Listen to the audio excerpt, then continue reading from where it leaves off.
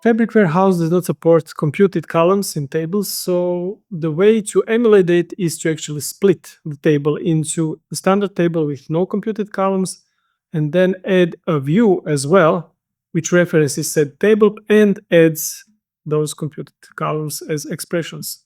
So the way we do this is easy, of course. So first we use the create table as a source, and we will create a table and we will create a view. Now you'll see that we still have fabric limitation for this one because we are calling CLR methods, right? The organization node get level belongs to hierarchy ID object. There are no CLR objects in Fabric, so this will fail. There's no way to emulate this.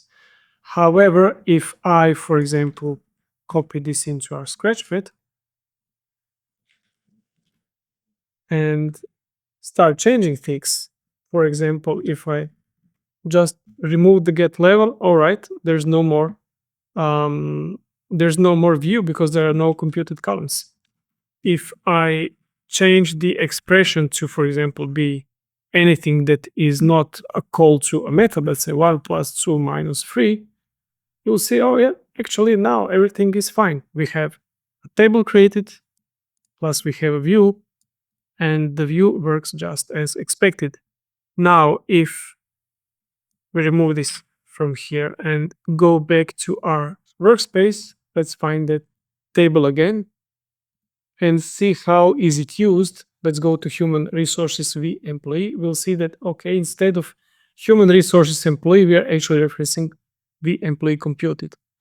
Now, if you go back here and do the same thing we did in the Scratchpad, just remove this, go back to the view, we'll see that now it's referencing human resources employee.